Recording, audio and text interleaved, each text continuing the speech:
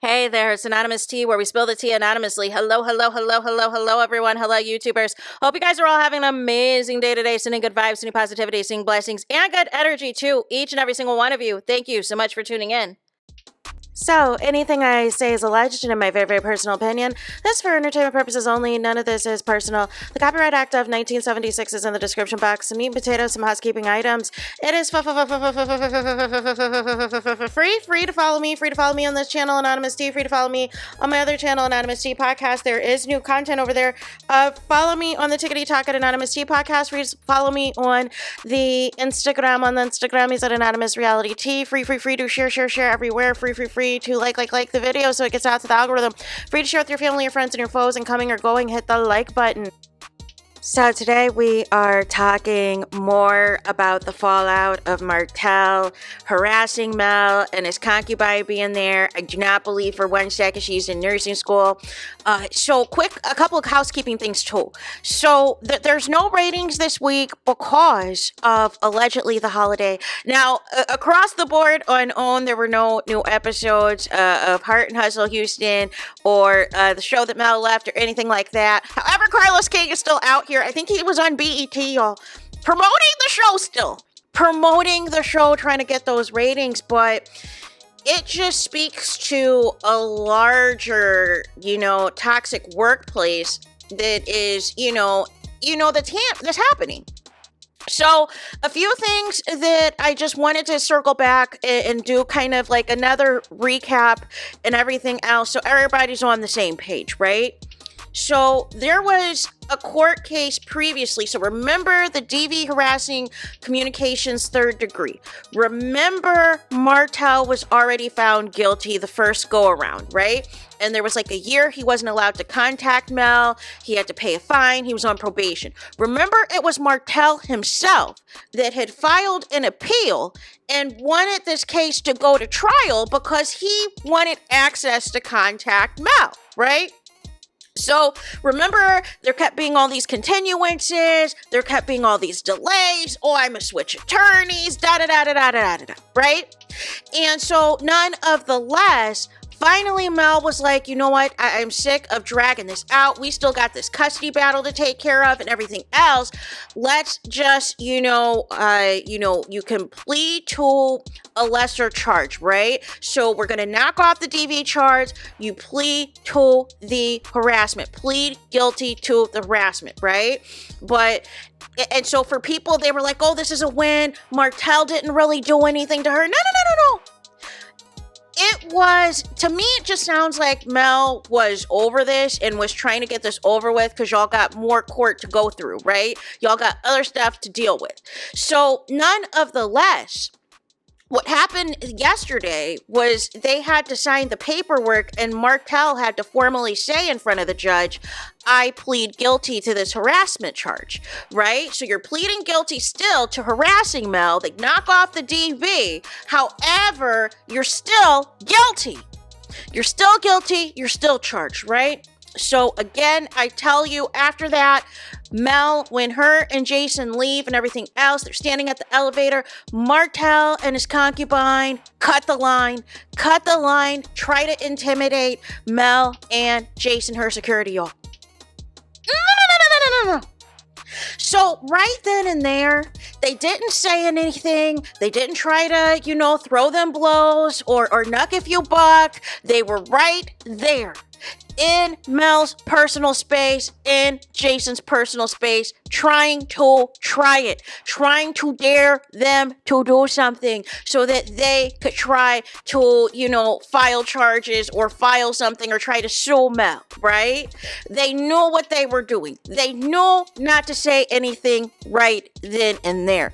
It wasn't until after everybody got outside and Martell is on some, I don't want no scrubs hanging outside the passenger's ride, trying to holler at me that he had all of this unnecessary confidence and was talking reckless out the window, you guys, to Melody Cherie, right? Talking about fix your face, fix your hair, fix this, fix that, or whatever else. Taunting, trying to taunt Jason's security and be like, that's your boyfriend, that's your man, da-da-da-da-da-da-da. And it's just weird behavior, like I said. I, till this day, have no proof, have no receipts that Jason is no more than MEL security. To this day. Now, Mel did say on the reunion she was seeing somebody. However, the way Mel keeps things on lock, nobody's going to know who that somebody is, right? And people do what Martell do, is any male that is near Mel is like, oh, they're together. That's her man, that's her boyfriend, da-da-da-da, because he doesn't want Mel to have anybody, right? But none of the less, thank goodness somebody recorded this interaction, because Mel walked right back up, to the courthouse and everything else. Now, Mel did, file a police report. She did all of that. And she also went back to the magistrate and everything else. They told her to file the police report, everything else. So, but they said that basically they didn't see anything, that magistrate, because there was an attorney in there, they didn't see anything in the video that was anything that seemed like it was harassing to them. So I saw that, some people might be putting a coalition together. Some people might be contacting, whether it's the authorities or the top, judges and legal people, or the DV, contact people to try to get something sorted out there in Huntsville, y'all, because this is unacceptable. This is unacceptable, and unfortunately, Mel had to cuss people out in the Tickety Talk Live. Mel had to block people in the Tickety Talk Live because people still didn't believe her. I don't know. Do y'all want Martell? Are y'all interested in Martell? Like, what is the tea? And here's the thing. If all y'all are so interested in him, why is he still playing whatever foolishness with the concubine? Because it's giving Martell desperately, if he could, either get Mel back. If that was on the table, it's not on the table, but he's deluded into thinking that it is with all this foolishness, or getting somebody who is like Mel. But we all know, obviously, Martell's ego cannot handle that long term. But Martell absolutely wants all of the perks and all of the benefits and all these, lifestyle, everything that comes with being with a Mel. You know that you are going to have highest of caliber of everything. Everything is going to be exquisite. Everything is going to be on point. There's going to be a lot of opportunities for you. And that is what Martell is missing out on. All Martell has at this point is that show. All he has is that show. But what if they decide, hey, what if they all band together and say, hey, we're done filming with Martell. We don't want to film with Martell no more. We're sick of Martell. Right? Because that's the thing, right? That's what this is really all about too, right? It is... Martell obviously is, they can't handle the cast, the show. They can't handle when Martell is coming at them. They enjoyed it when he was only doing this to Mel and her family and Mel and her team and everything else. They cannot handle it now that it is being done to them. So that is why there is foolishness out there talking about we would love to have Mel back. We would love to have Mel back. No. You just want Mel back so that Mel can be the one that is attacked. You just want Mel back so that mysterious rumors coming from Martell's side of things can be back and brought up to Mel to try to antagonize her. But this also goes back to what Mel said in the Tickety Talk Live, that those people over there are weak. Those people over there are weak sauce and did nothing to protect Mel.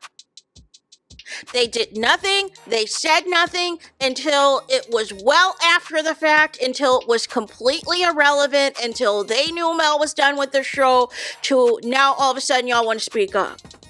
Until now they have no more cards to play, now you want to speak up. Until Martell comes after y'all harder, now y'all want to speak up.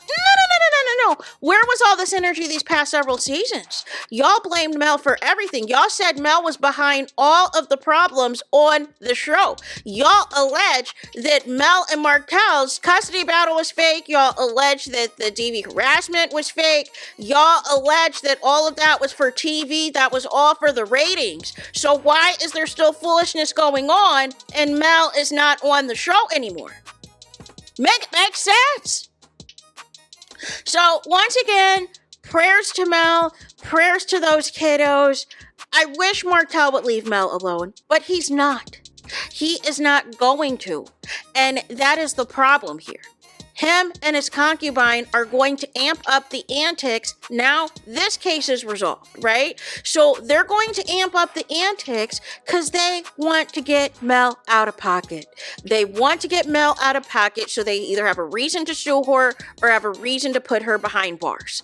And I just don't understand what is going on down there in Alabama and specifically in Madison County. Like something has to give. Enough is enough. So prayers again to Mel, prayers again to the kiddos, but I just wanted to do a follow-up and everything else because there's no ratings this week, and I was just disgusted with it all. And still, there are people who don't believe this, you guys. Like what? But let it be somebody that they know or their inner circle or whatever else, and it happens to them, and they're going to be, all upset. They're going to understand everything and everything else, but they have no empathy, no sympathy for Mel because they don't like her. Make it make sense. That is how parasocial the show's gotten you. So there's that. That is it. That is all. It is finito. It is final for this video as Totos. Talk to y'all later. Please do not forget to like, comment, and subscribe. Hit the notification bell so you're notified the moment I post the content on my channel. And with that being said, I'll talk to you guys again very soon.